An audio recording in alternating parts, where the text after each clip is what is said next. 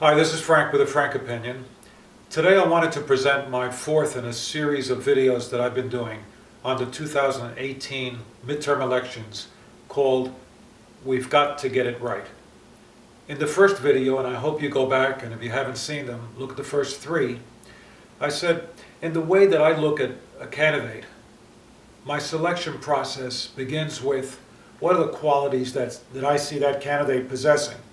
And the qualities for me that are the most important I laid out, you may have yours, but I included in mine such things as honesty, integrity, courage, generosity, compassion, and most of all, humility. Humility because I want that person to be able to believe that they have a responsibility and that they like to talk to anybody with regard to whether they're rich or poor, and within their district or outside of their district, that they're there to represent us.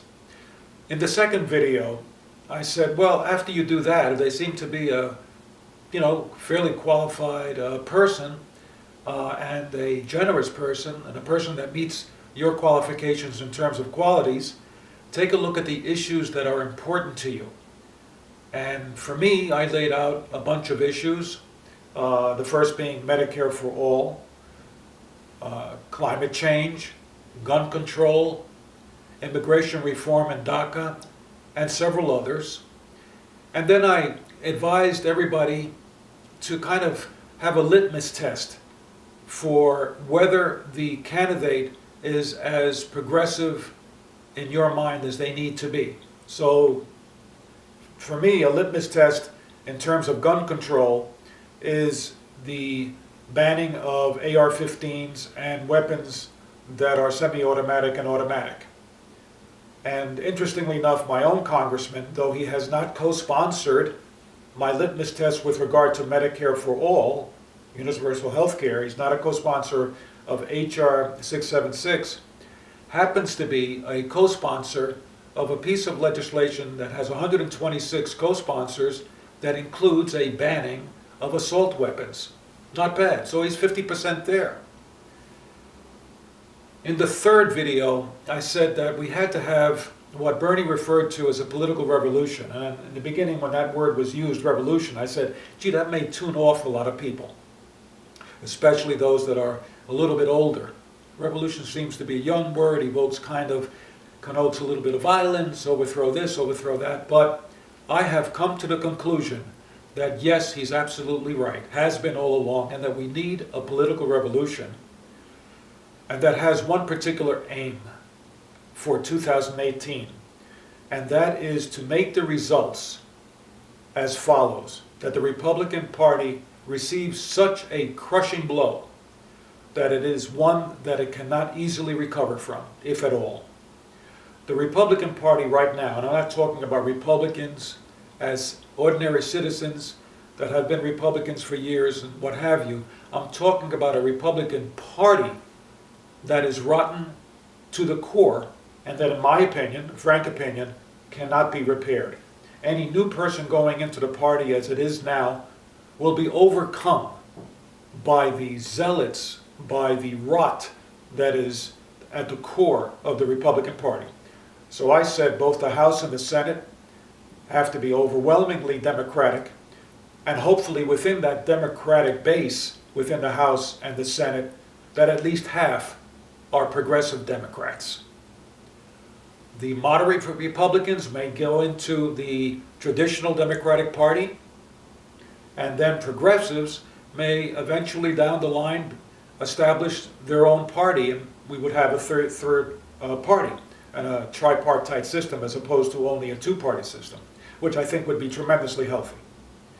Today, in terms of a strategy for the midterm elections that are coming November 6th, I wanted to point out that there are a number of issues, many issues, where Americans are basically getting screwed, and that we have that in common across a number of issues, and that in order to make it a tremendous victory in November, that citizens that are representative of each of these issues and more help each other, reinforce each other, march with each other, create events, create action with each other.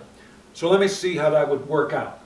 Well, if we have the climate change people that had a march that had 400,000 people in New York. I was there with my daughter, my wife. There were people in wheelchairs, young and old. Everybody was there, 400,000 people. But we didn't see much happen after that, unfortunately. Well, let's have that march again, but let's have it supported and have it double the size, because folks that are for Medicare for all will be there.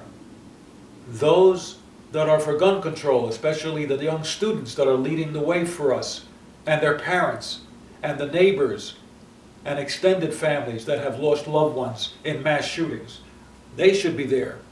Racial justice, Black Lives Matter, they should be there. DACA, immigration reform, those that are fighting for DACA for years and for a meaningful, compassionate immigration reform, they should be there.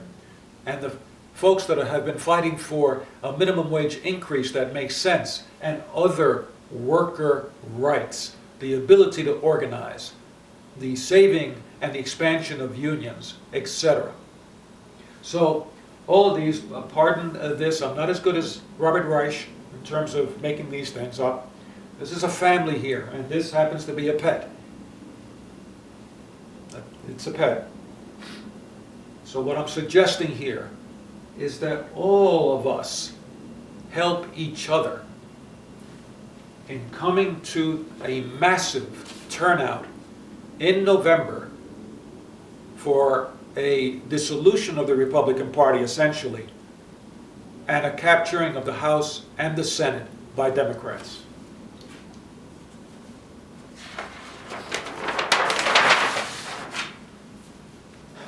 If those of you that are familiar with The Three Musketeers, either by reading it or by seeing many of the movies that have been created, all for one, one for all. We've got to be in this together.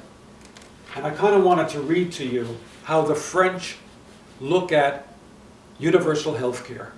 This is from a book by T.R. Reid, The Healing of America, which goes into a description of how other countries have achieved universal health care.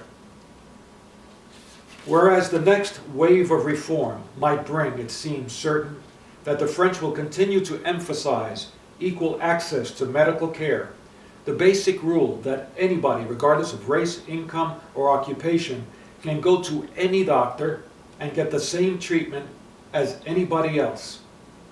Whenever the French talk about healthcare, they invoke the concept of solidarité, the notion that all French citizens must stick solidly together to help one another in time of need. The solidarity principle, explains Professor Rodswin, requires mutual aid and cooperation among the sick and the well, the inactive and the active, the poor and the wealthy, and insists on financing health insurance on the basis of ability to pay, not actuarial risk. It's pretty good as a fundamental core value for a country, helping one another, being compassionate. All for one, one for all. Local parades, marches. In leading up to November 6th, what I'm going to suggest to you is that from here on to November 6th, that communities all across the United States come together in terms of coalitions of issues. And what I fantasize here is parades, not just in terms of marching bands and EMS and the police and fire. No, I'm looking at if it's a Medicare for all event, that you have your contingent of DACA, you have your contingent of gun control, that you have your contingent of Black Lives Matter.